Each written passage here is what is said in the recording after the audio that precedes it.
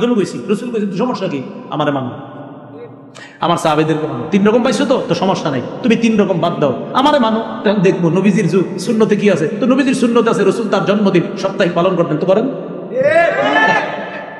এই তো সহজ হিসাব। আল্লাহ বুঝার তৌফিক দান করেন। রসুল সাল্লাল্লাহু আলাইহি সাল্লাম বলেন, যখন মতভেদ দেখবা আমার সুন্নত আঁকড়ে ধরো। তাহলে আমরা 2 হুজুর জন্মদিন কেন্দ্র করে 2 রকম বক্তব্য দিছি। রসুলের সুন্নাহের মধ্যে পেয়ে গেছি রসুল সোমবার প্রতি সপ্তাহে রোজা রাখতেন, আমরাও প্রতি সোমবার আশিক রসুলের পরিচয় দিয়ে ইনশাআল্লাহ রোজা রাখার চেষ্টা করব। এরপরে রাসূল সাল্লাল্লাহু আলাইহি ওয়াসাল্লাম বলেন ইয়াকুম ওয়াল মুহদাসাত, অন্য বর্ণনা ইয়াকুম ওয়া মুহদাসাতিল উমুর, নতুন নতুন দিনের মধ্যে কিছু আবিষ্কার করা থেকে বাঁচো। ফাইন্না কুল্লা মুহদাসাতিন বিদআ, নতুন যত কিছু আবিষ্কার হবে ধর্মের মধ্যে শরীয়তের মধ্যে সব বেদাত। নাসাইর বর্ণনা আছে ওয়া কুল্লু বিদআতিন দালালা, সকল বেদাত পথভ্রষ্টতা, ওয়া কুল্লু দালালাতিন ফিন্নার, আর সকল পথভ্রষ্টতার ঠিকানা জাহান্নাম। রাসূল বলেন নতুন জিনিস দিনে আবিষ্কার করার নাম বেদাত, বেদাতের ঠিকানা, বেদাতের পরিণতি হলো পথভ্রষ্টতা, পথভ্রষ্টতা শেষ পরিণতি হলো জাহান্নাম। জাহান্নামী কর্মকাণ্ড থেকে আল্লাহ আমাদেরকে হেফাজত করুন। ঈদ অর্থ কি? ইসলামে ঈদ কয়টা? মিলাদ অর্থ কি? মিলাদুন নবী অর্থ কি? নবীর জন্ম কি বারে? রাসূলের জন্ম তারিখ নিয়ে কি আছে মতভেদ? প্রসিদ্ধ মতভেদ কয়টা? 3টা। 1 নাম্বার 2 তারিখ, 2 নাম্বার 8, 3 নাম্বার 12। এর মধ্যে বিদগ্ধ আলেমদের কাছে কোন তারিখটা বিশুদ্ধ আর প্রসিদ্ধ তারিখ কোনটা? সর্বপ্রথম রাসূলের জন্মদিনকে কেন্দ্র করে নতুন নতুন কিছু বেদাত সূচনা হয় কত হিজরিতে? মাশাআল্লাহ। রাসূল সাল্লাল্লাহু আলাইহি সাল্লাম জন্মদিনে প্রতি বছর রোজা রাখতেন, তাহলে কিবারে? বেদাত কেন্দ্র করে রাসূলের জন্মদিনকে কেন্দ্র করে বেদাতি কর্মকাণ্ড করলে হাউজে কাউসারের পানি পাবে? ওই বেদাতিকে আশ্রয় দিলে তার উপর কার অভিশাপ? ফেরেশতাদের, সকল মানুষের অভিশাপ। সকল বেদাতীদের সর্বশেষ পরিণতি ঠিকানার নাম সুবহানাল্লাহি ওয়া বিহামদিহি, সুবহানাকাল্লাহু ওয়া বিহামদিকা আশহাদু আল্লা ইলাহা ইল্লা আনতা আস্তাগফিরুকা ওয়া আতুবু ইলাইক। সঠিক যা কিছু বলা হয়েছে সব আল্লাহর পক্ষ থেকে, ভুল ভ্রান্তি যা হয়েছে সব শয়তান আমার থেকে বলিয়েছে।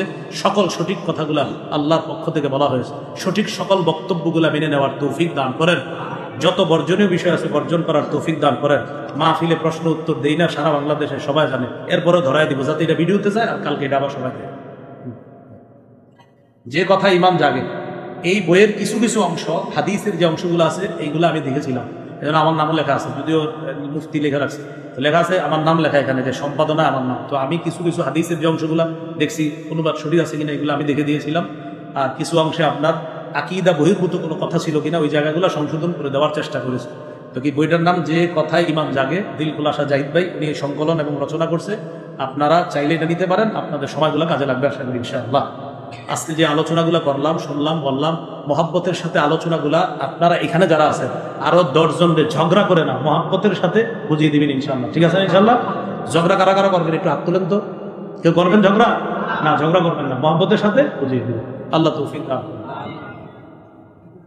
اللهم صل على محمد وعلى ال محمد كما صليت على ابراهيم وعلى ال ابراهيم انك حميد مجيد اللهم بارك على محمد وعلى ال محمد আমরা বই বুঝতেছি اللهم بارك على ابراهيم وعلى ال ابراهيم الحمد لله رب العالمين والعاقبة للمتقين والصلاة والسلام على سيد الانبياء والمرسلين وعلى اله واصحابه اجمعين ربنا ظلمنا انفسنا وان لم تغفر لنا وترحمنا لنكونن من الخاسرين আল্লাহ অবুঝ ভাইদেরকে আপনি বুঝ দিয়ে দেন। আল্লাহ আমি নিজেও অবুঝ, আমি যে বুঝি এমনও না মাওলা। মাবুদ গো, আমি অবুঝ কিছু বুঝ থেকে মাওলা আমি মুসলমানদেরকে কিছু বোঝানোর চেষ্টা করছিলাম আল্লাহ। আমি আমার সর্বোচ্চ চেষ্টা করছি মাওলা। আল্লাহ হৃদয় উজাড় করে আমি তাদেরকে বোঝানোর চেষ্টা করেছিলাম আল্লাহ। বিলকুল আমার মধ্যে কোনো ধরনের এই মানসিকতা ছিল না যে মানুষের মধ্যে আমি কোনো হিট করবো আল্লাহ। এরপরেও মাঝে মাঝে হয়তো 2-1টা কথা আমার হিটের মতো এসে গিয়েছে আল্লাহ। আমি আপনার কাছে মাপ চাই। আমি মোহাব্বতের সাথে কথাগুলো বোঝানোর চেষ্টা করেছি আল্লাহ। আমরা তো মুসলমান, আমরা জেনে বুঝে কেন ইসলামকে বিসর্জন দিব আল্লাহ? মেহেরবানি করে আমি সহ আমার এই মুসলমান ভাই বোন যারা এখানে আছি আল্লাহ, আমরা সবাই যেন আমাদের ইমান ইসলামকে হেফাজত করতে পারি তৌফিক দান করেন আল্লাহ। আমাদের আকীদা বিশুদ্ধ করে দেন আল্লাহ, অশুদ্ধ আকীদা থেকে হেফাজত করেন আল্লাহ। বিশুদ্ধ আকীদা নিয়ে আপনার কাছে যাওয়ার তৌফিক দান করেন আল্লাহ।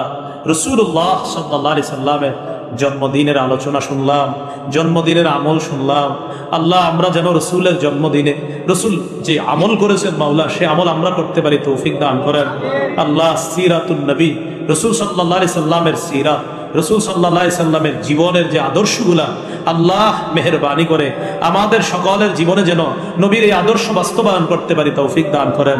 আল্লাহ আমাদেরকে আপনি মাফ করে দেন, আল্লাহ আমাদেরকে আপনি মাফ করে দেন। আমাদের মধ্যে যারা অসুস্থ সুস্থ বানায়া দেন, যারা ঋণী ঋণ পরিশোধের ব্যবস্থা করে দেন আল্লাহ, যারা অভাবী অভাব দূর করে দেন, যারা পেরেশানিতে আছে পেরেশানি দূর করে দেন। আল্লাহ আমাদের প্রত্যেকের মনের নেক আশাগুলো আপনি পুরা করেন। আল্লাহ আপনার কাছে একটা ফরিয়াদ, আজকে আমি যাদের সামনে বসলাম, আল্লাহ যারা আমার সামনে বসছে মাওলা জুমার রাত, আল্লাহ মেহেরবানি করে এই মানুষগুলোর সাথে আবার জান্নাতে দেখা করায় দিয়েন। কবে কোথায় আল্লাহ মরে পড়ে থাকি নিজে জানিও না। আল্লাহ মেহেরবানি করে আল্লাহ আমাদের নামগুলা জান্নাতীদের খাতায় লিপিবদ্ধ করে দেন। আমাদেরকে আপনি মাফ করে দেন আল্লাহ, আমাদেরকে আপনি মাফ করে দেন। আজকে যে কথাগুলা বলছি সবাইকে মহব্বতের সাথে গ্রহণ করার তৌফিক দান করেন। আমার যে ভাইগুলা বোনগুলা শুনছে তারা যেন মনে রেখে অন্যদেরকেও সুন্দরভাবে কথাগুলা বুঝিয়ে দিতে পারে তৌফিক দান করেন। ঝগড়া থেকে আমাদেরকে বাঁচান আল্লাহ। আমরা মুসলমান ভাই ভাই, এরপরেও কিছু বিষয় কেন্দ্র করে আমাদের মাঝে কত মতভেদ তৈরি হয়ে যায়।